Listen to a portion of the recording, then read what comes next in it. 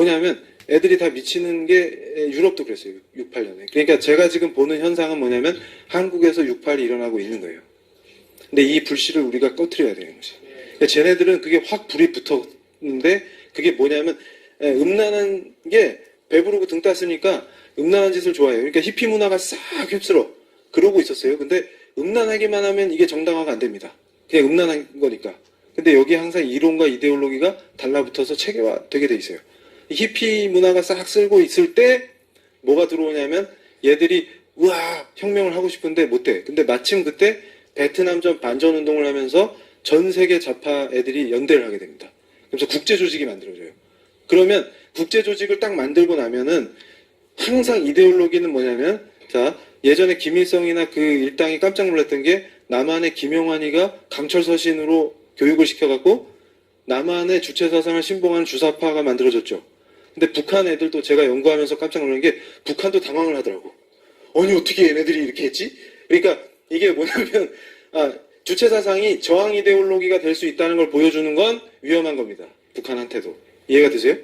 그러니까 황장엽이가 인간 중심 철학으로 주체사상을 손볼 때 얘네들이 위험을 감지했어요. 뭐냐면 인간 중심의 이 주체사상으로 황정엽이가 변신하는 걸 김일성이가 좋아했는데 김정일 때 보니까 이렇게 가르치니까 그럼 바꿔볼 수 있지 않을까? 우리가 문화의 창조자라며 이런 생각이 들어야 안 들어요? 위험한 거예요. 그러니까 얘들이 성군 정치로 딱 치고 나간 거예요. 김정일이. 그러니까 그 흐름을 알면 얘네들이 절대로 핵을 포기하지 않는다는 걸 그냥 알 수 있어요. 그 이데올로기의 흐름만 봐도. 근데 만들 리가 없어 했던 사람들이 많았잖아요? 고조 왜 그랬는지 정말 모르겠습니다. 근데 그 흐름이 있단 말이에요. 그런데 자 보세요. 그 흐름이 쫙 있는데 힘드시죠? 지금 막 괴로움이 막 느껴져가지고 제가 이게 말을 못해요. 그래가지고 이런 흐름이 있잖아요. 근데 여기 남한의 좌파들이 볼 때 그 고통은 엄청난 겁니다. 그러니까 성군 정치를 했는데 그렇게 해서 결과가 어떻게 됐어요 지금? 그러니까 이 와중에 떠오르는 샛별이 있었는데 자 서유럽의 좌파라고 생각해보세요 여러분이. 그럼 뭐가 지금 고통스러워요? 레닌 동지가 혁명을 성공해서 기대를 했는데 스탈린 때 보니까 이게 개판이야. 전부 수용소만 늘어나고 해방된 인간이 아니라 더 괴로워 지금. 해방된 사람이 없어. 죽어나가 시체만 쌓여. 그러니까 어떻게 돼요? 자기들도 눈이 있는데 괴롭죠. 그런데 여기서 혜성같이 나타난 사상이 있었는데 그게 뭘까요? 마오이즘이에요. 마오이즘. 마오는 더 지독한 건데 얘네들이 멀리 있어서 실체를 못 봤나 봐. 소련 옆에 있는데. 그러니까 마오가 대약진 운동할 때만 4,500만이 죽어요.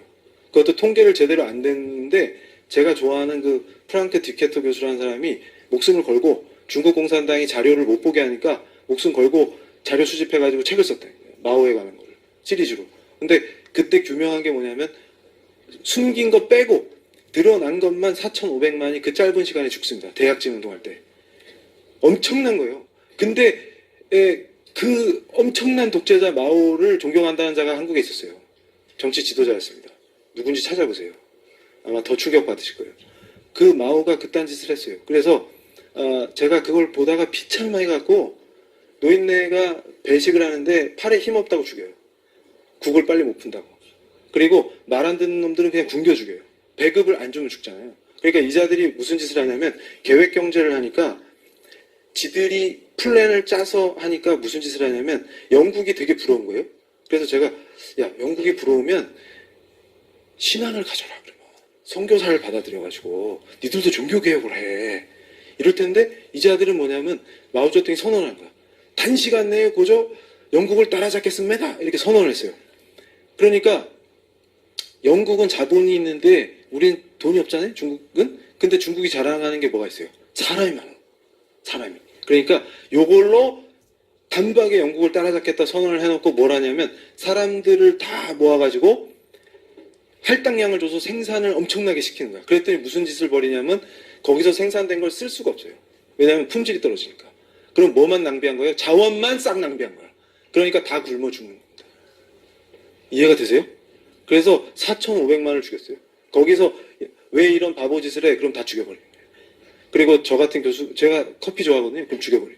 왜 죽여요? 그러면 커피 좋아하잖아. 고저 부르주아 물이 들었습니다. 그래서 죽여. 그러면은 어떻게 돼요? 이제 사람들이 부글부글 끓을 거 아닙니까? 참새 다 죽인 거 아시죠? 그 얘기는 유명하잖아, 참새. 모르세요? 아, 우리 그 성경 공부만 열심히 하니까. 그러니까 이 바보들이 아니 참새가 그거 나달 쪼아먹는다고 참새를 다 죽이게 한 거야. 그랬더니 벌레가 들끓어갖고 다 굶어 죽었어요. 끝내줘요. 근데 우리도 그 꼴 납니다. 제가 지금 경고하는 거예요, 지금. 저 미친 애들이 저거 정신 못 차리면 우리도 그 꼴 나요. 좋단다 이러면서 참새 잡으러 가자 이러면 야 고저 참새를 잡읍시다 이러면서 다 잡으면 다 굶어 죽어요. 그러면 어떻게 했어요? 마오를 따르던 자들도 이제 비판이 나오기 시작하죠. 그때 딱 때려잡는 게 문화 대혁명입니다. 그러니까 지 권좌를 지키고 지를 우상숭배하게끔 만드는 혁명을 하는데 그게 문화 대혁명이에요. 그때 내놓은 게 뭐냐면 자 정통 막시즘을 뒤집어요. 물질이 정신을 규정하는 게 아니다. 네가 쓰고 있는 안경이 빨간색 안경이면 세상이 빨갛게 보이지? 정신을 개조해버려. 인간 개조. 그게 진짜 혁명이야. 그러니까 무슨 얘기냐면 체제를 바꾸면 혁명이 성공할 줄 알았는데 안 돼. 사람을 바꿔야 돼. 사람을. 그러니까 이게 교회랑 원리가 똑같아요. 교회를 다니는데 사람이 왜 안 바뀌어 지금? 이게 우리의 문제다. 사람이 바뀌어야 돼요. 이게 종교개혁입니다. 진짜 종교개혁은 사람이 바뀌어야 돼요. 사람이. 근데 얘네들이 그 조치를 한 거야. 그래가지고 제가 안 바뀌잖아요?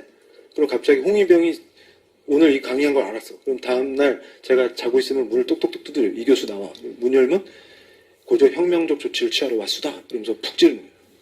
그러니까 제자들이 선생님을 끌고 가서 비참하게 죽이는 게 혁명이에요. 이놈들의. 그게 문화 대혁명이에요. 사람을 개조하는. 근데 유럽의 젊은이들이 68년에 미쳐가지고 베트남전 반전운동을 하면서 끌어들인 게 뭐예요?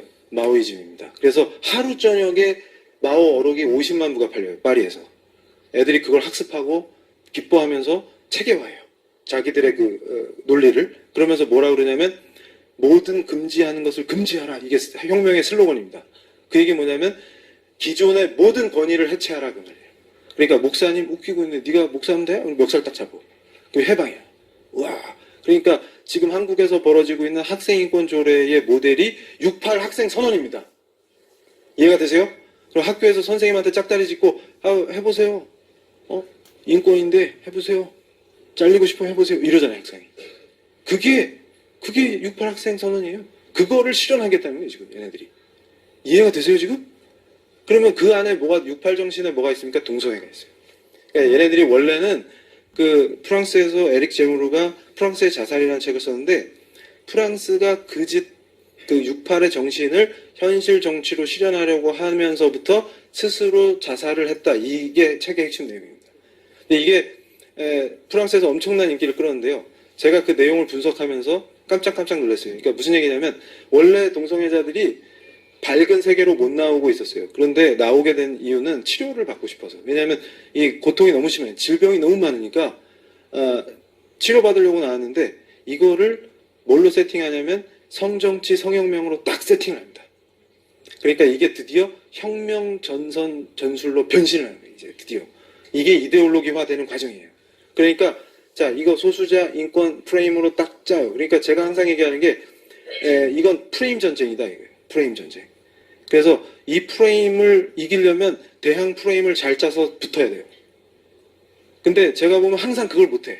그거 하자 그러면 제 얘기를 안 들어요. 그런데 문제는 뭐냐면 그렇게 딱 짜는데 이게 뭐냐면 얘네들이 또 무시무시한 걸 만들었어. 보세요. 유물론이 들어가면요. 하나님을 잘 못 느껴요. 탈북 사역하시는 목사님들은 제 말을 무슨 얘기인지 그냥 알아들으십니다. 왜냐하면 타가소에서부터 유물론이 주입된 애들은 나중에 남한에 와도 하나님 얘기를 아무리 해줘도 얘들은 그게 안 느껴져요. 이렇게.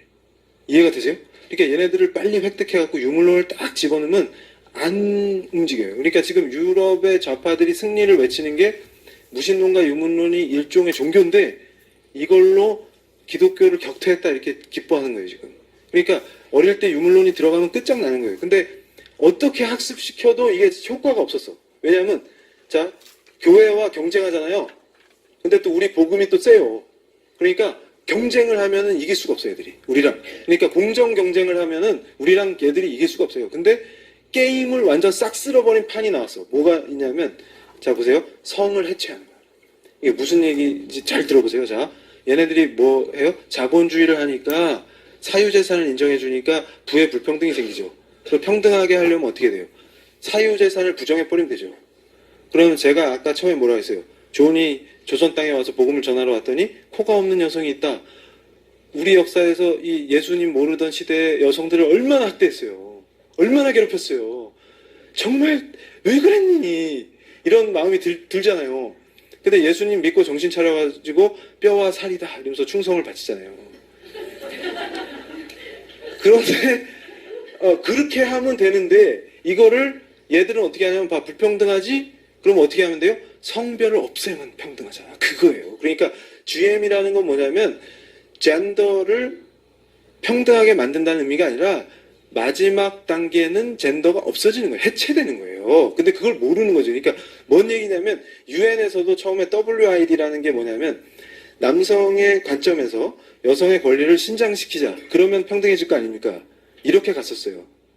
근데 이렇게 하면 뭐예요? 한계가 있어요. 뭐 어떤 한계가 있어요? 결국 남성의 시각에서 남성 중심으로 여성을 끌어올리는 거잖아요. 그럼 결국 이건 뭐예요?